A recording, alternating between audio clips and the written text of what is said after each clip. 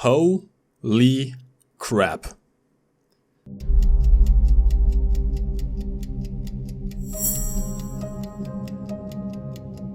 If you've been following this channel for a while, you know that I'm not one to call out Russian bias. I stick to facts and stats to back my claims up. I do not call out something for being overpowered without driving it myself first. Well, today it is the time for a PSA. The ZSU-57-2 is a Soviet Tier 5 anti-aircraft vehicle featuring two 57mm auto-loading anti-aircraft cannons. Based on the chassis of the T-54, it is extremely mobile, has an insane turret rotation speed of 60 degrees per second in my current configuration and a fire rate of 120 rounds per gun, totaling to a solid minute of firing time before having to refill its 248 round total capacity. Each gun holds 4 rounds per clip, totaling to a plenty 8 rounds total before going through the 2-second reload time. Despite the chassis it was based on, this tank has almost no armor, with 15mm on the front of the turret, as well as 13.5 to 15mm on the front of the hull, sloped back by 60 degrees to an effective thickness of 25 to 30mm. And here is where the problems start. Due to the extreme sloping of the armor and the current game mechanics of War Thunder, it doesn't matter that the armor is so thin, there's still a significant chance for shells to simply bounce off the front. And whilst the tank is a fuel and ammo depot on wheels, the armor is so thin that most APHE type shells at this tier will just pass straight through without exploding. Not to even mention APCR and APDS shells, that won't even cause significant spalling. Since a tank has so much empty space and a crew of 6, it can take a surprising amount of shots before going down. Heat and HE shells are probably the best bet against this tank, but if you miss or fail to detonate an ammo rack, all you're doing is tickling the tank, giving you no chance to reload before he turns around and starts shooting at you. And here's where the main problem with this vehicle lies. It's not the tank itself that is borderline overpowered. It's the ammo choices in combination with the characteristics of the gun. The ZSU-57-2 gets a choice of 4 different ammo clips, with 3 different ammo types. The default belt features APHE and HEFIT shells in a 1:1 ratio. Both rounds travel at a muzzle velocity of 1000 meters per second, with the HEFIT shell having 60mm of penetration and 150 grain of TNT, able to one-shot any aircraft it hits, as well as it should.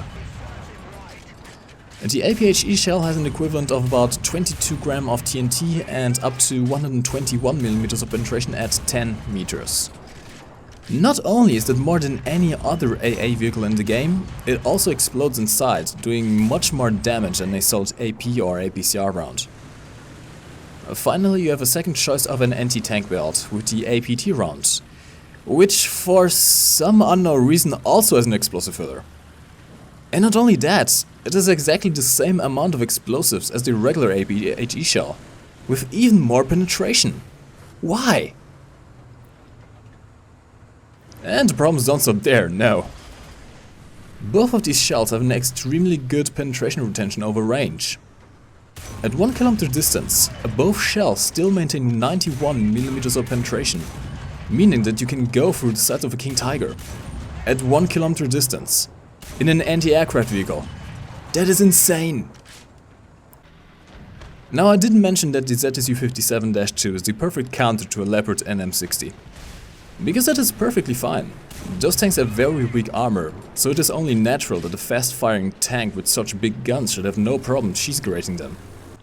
What I have problems with is that you can turn a heavy tank into Swiss cheese at up to 1 kilometer distance, with a gun that fires extremely fast and accurate. To put things into perspective, the Tiger 2H has a base reload time of 11 seconds. Even if it gets the first shot off, the thin armor and unreliability of ammo rack explosions means that there is a significant chance that the ZSU is able to turn his gun around, mostly unharmed, and put up to 22 shots back into the Tiger before he ever gets a chance to reload and fire again. Now from the front this isn't a problem, but from the side, even at the kilometer distance, the Tiger will have absolutely no chance of fighting back. It isn't a question of if you will destroy it, it's a question of when. Now you might be thinking that tanks like the Mouse, which are impenetrable by the 57mm cannons and will have no problem taking out the ZSU in one shot with its massive 128mm gun firing an HE shell. But there is a problem. First of all, barely anyone drives the Mouse anymore. In the current game meta, with the predominance of post-war heat shells and the lack of said shell on the Mouse, there's absolutely no point in driving it anymore. And even if you do, your main concern in a tank battle is other tanks, so they're most likely not going to carry a HE shell in the breach. Which means, due to the high mobility of the ZSU, combined with the thin armor that doesn't activate the Mouse's APHE fuse, and the extremely slow reload time of the 128mm gun, in most cases the ZSU is simply able to take cover, repair, peek back out, destroy the tracks and the gun barrel, and wait for his team to finish the Mouse off before he ever gets a chance to get a second shot off. I'm talking from experience here. In the 10 games I've played in this tank, I've never finished below top 3 ranks on both teams. Oh, and I completely forgot to mention this. Since the ZSU is classified as an SPAA vehicle, it also requires the least amount of spawn points to deploy in realistic tank battles compared to other classes. Meaning that a single kill often nets you enough points to spawn in again. I should have bought backup vehicles. Seriously, this thing with the talisman on it is a better grinding machine than any other tank I'm aware of at this tier. Now, after exposing what is wrong with this vehicle, it is my duty to propose some fixes. And Gaijin, this is directly meant for you. First of all, I realize that there is a lack of AA in the Soviet tech tree. But it doesn't mean that this one should be able to essentially be a tank destroyer with a secondary anti-aircraft role. Make this thing top tier, let it have a PR of 8.0 so it doesn't club Tiger 2s anymore. It will still be fine, there are plenty of leopards for it to feast on. Second, nerf or limit its ammo choices. There's no sense in giving this tank the choice of 2 APHE shells with such a penetration retention over range if you meant for it to be an anti-aircraft vehicle. I'd suggest completely removing the APT belt and turning the regular APHE shell into either a solid shot or APCR shell. If that isn't an option due to historical concerns, simply remove the pure APHE and APT belts and limit the options to the default and the HEFIT belt. The default belt will still be more than adequate to deal with light, medium and even some heavy tanks from the sides. And lastly, if all of that isn't an option, just nerf the effectiveness of the APHE and APT shells over range. I'm perfectly fine with them being able to penetrate the sides of heavy tanks at close ranges. If you are able to immobilize them, disable the gun and get around them, you deserve the kill.